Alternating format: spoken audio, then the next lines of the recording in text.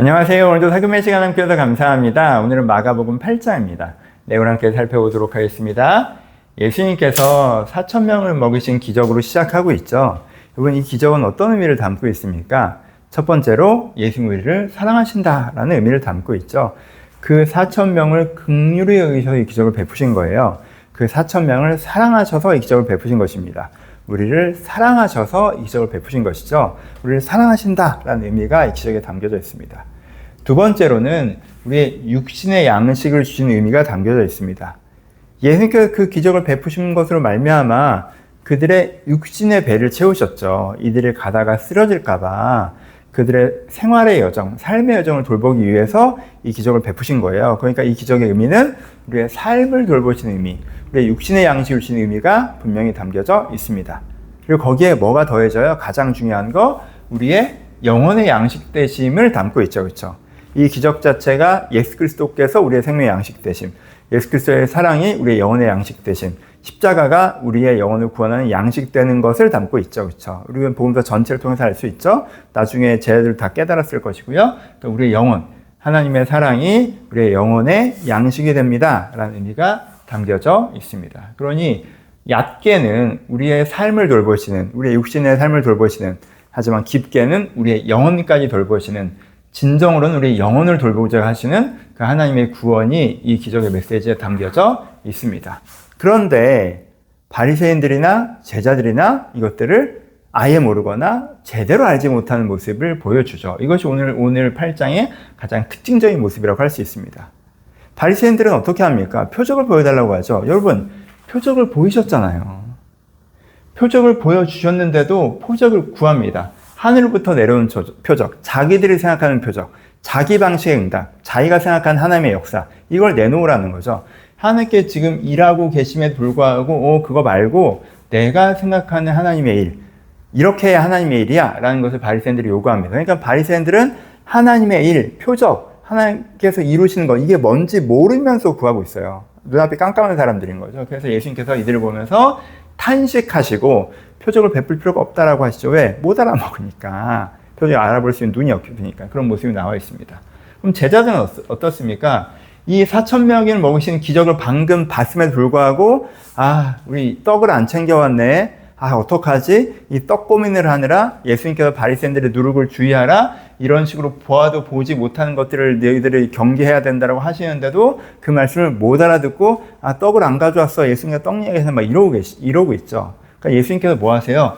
아직도 깨닫지 못하느냐? 니네 지금 모르겠니? 하나님께 너희의 육신의 양식과 영혼의 양식 대신을 모르겠니? 왜 이걸 못 깨달아 그렇게 보고도? 왜 이렇게 네 육신의 양식, 오늘의 사건, 오늘의 먹고 사는 문제, 오늘의 이슈에 매달려서 진짜 말씀하신 걸 못 듣고 있니? 라고 얘기하시는, 안타까우면서 얘기하시는 장면들이 나와 있죠. 그렇죠? 그러니까 이 제자들도 예수님께 우리 가운데 보여주시는 것을 온전히 알지 못하고 있는, 제대로 이해하지 못하고 있는 모습으로 나타납니다. 여기가 이 모습이 가장 명확하게 표현되는 건 베드로의 고백의 부분이죠. 예수님께서 그리스도십니다라고 고백해요. 구원자시라고 고백해요. 그런데 십자가를 지시는 건 부정합니다. 그러니까 이 베드로가 예수님께서 구원자인 건 아는데 구원이 뭔지 명확하게 모르고 있는 상태라는 거죠. 그렇죠?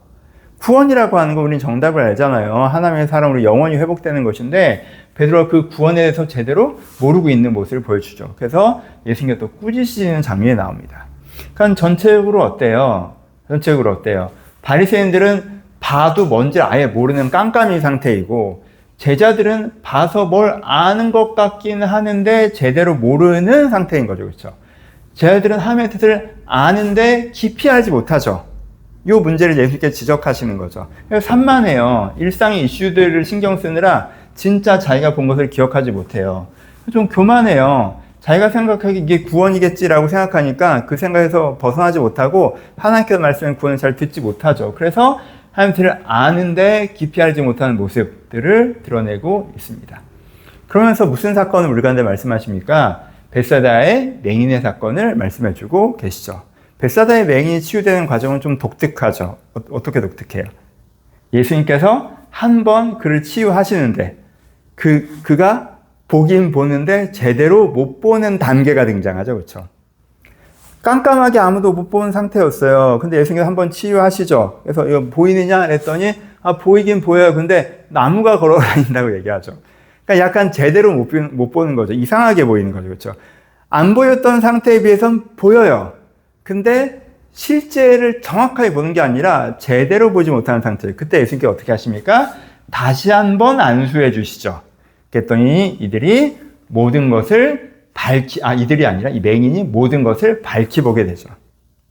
여러분, 어떤 면에서는 베세다의 맹인에게 일어났던 일이 누구에게 벌어져야 되는 일이에요? 제자들에게 벌어져야 되는 일이고 바리새인들에게 벌어져야 되는 일이죠. 바리새인들은 아예 맹인된 상태 아예 보지 못해요. 흐릿하게라도 보았으면 좋겠고. 근데 제자들은 어땠습니까? 이제는 보입니다! 라고 하는데 이거 헛것을 보는 것도 아니고 나무들이 걸어다니는 걸 보잖아요. 쟤들이 보긴 보는데 제대로 보지 못하죠. 예수 그리스도께서 말씀하시는 그 생명의 떡되심을 온전히 느꼈으면 이 떡 고민을 하느라 말씀을 못 듣고 있지 않았을 텐데 예수님께서 말씀하신 걸 온전히 이해했더라면 여기서 베드로가 십자가를 부정하는 말을 하지 않았을 텐데 모든 것을 밝히 보는 상태는 아닌 거예요. 하지만 예수님께서는 어떻게 하신다는 거예요? 이런 자들에게도 다시 한번 안수하셔서 밝히 보게 해주신다라는 부분을 우리 가운데 이야기해 주고 계십니다. 예수님께 우리 가운데 구원의 은혜를 가르쳐 주십니다. 이것을 보아도 제대로 못 보고 알아도 제대로 모를 때가 있어요. 그때 하나님께 예수님께 우리에게 다시 한번 안수하셔서 명확하게 보게 하십니다. 라는 것들이 마가복음 8장에서 맥락적으로 우리 가운데 말씀해 주고 계신 내용입니다. 묵상하고 적용해 보죠. 한 가지만 묵상합시다. 대충 아는 것을 넘어서 명확히 하는 은혜 이루고 싶다. 여러분 이 은혜를 한번 소망해 보셨으면 좋겠습니다. 하나님께 응답을 주셨어. 그래서 내가 깜깜할 때에 비하면 뭘 봐? 칠흑 같은 어둠의 상태는 아니야. 바리새인들 같은 그런 어둠의 상태는 아니야. 자기 생각에 갇혀 있고 막 이런 상태 아니에요. 보긴 봐요. 내가 응답을 들은 게 있어. 말씀을 들은 게 있어. 하나님께 내게 조명하신 게 있어. 은혜 받은 게 있어. 근데 이건 걸어다니는 나무를 보는 것처럼 뭔가 좀 제대로 못 보는, 우리 이럴 때 되게 많지 않아요? 근데 그때 하나님 모든 것을 밝히 보이는 은혜를 저희 가운데 주시옵소서. 내가 대충 아는 것을 넘어서 명확하게 아는 은혜를 주시옵소서. 그냥 하나님께서 뭔가 보여주긴 하셨지만 거의 내 생각을 섞고 내 계획을 섞고 내 원함을 섞어서 그게 약간 걸어다니는 나무 같은 상태가 되지 원하지 않습니다. 하나님께서 나에게 보여주신 걸 내가 명확하게, 겸손하게, 명확하게 봐서 하나님께서 그걸 보기를 바랍니다. 내가 혹시 흐릿하게 보고 있다면 다시 한번 안수해 주시옵소서라는 마음이 우리 가운데 필요합니다. 그래서 저의 적용은 주님 내 눈에 다시 한번 안수하여 주시옵소서. 저도 걸어다니는 나무를 보는 것 같기도 해서 주님 어떤 부분에 은혜도 있고 응답도 있는데 이게 내 생각이나 욕심이나 조급함이나 이런 게 좀 섞여서 좀 이게 진짜 약간 흐릿해졌는데 저 안경 벗고 세상을 보면 좀 흐릿하거나 좀 그렇게 보이는 게 아니라 정말 주님께서 다시 한번 안수해 주셔서 명확해 보게 해달라고 그런 강구들로 한번 적용을 해봤습니다. 그 다시 한번 안수하시면 꾸짖으심이기도 한 것 같아요. 그래서 지금 쟤들 꾸짖어서 말씀해주고 계시는데 그 꾸짖음이 혼내는 게 아니라 명확히 보게 하려고 하시는 거잖아요. 그래서 저는 다른 표현으로는 하나님 저희를 좀 꾸짖어 주셔서 제가 바로 깨달아 알게 해달라고 한번 묵상하면서 적용해 봤습니다. 이번에 하나님의 은혜 가운데 계십니까? 근데 뭔가 은혜 가운데 있지만 또 뭐 일상의 분주함 속에서 내 생각 속에 갇혀서 뭔가 하나님이 이해되지 않고 뭔가 하나님 말씀이 뭔지 모르겠고 은혜 속에 있지만 뭔가 은혜 속에 있는 그 평안함과 확고함과 소망함이 좀 나한테 흐릿해졌습니까? 우리 그때 자기 책망하지 마시고요. 주님 나에게 다시 한번 안수하여 주옵소서. 다시 한번 안수하여 주옵소서.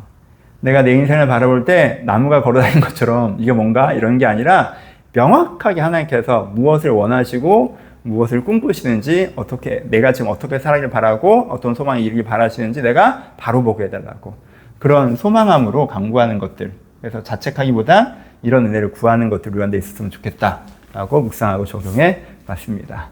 조나침입니다. 여러분 하나님께 여러분들의 눈을 떠서 밝히 보게 해주길 바랍니다.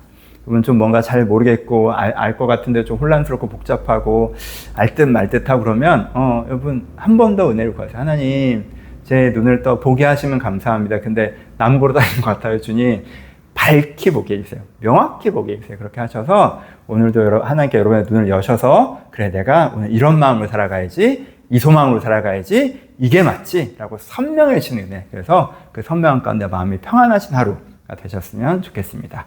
오늘도 좋은 하루 보내시고 내일 뵙겠습니다.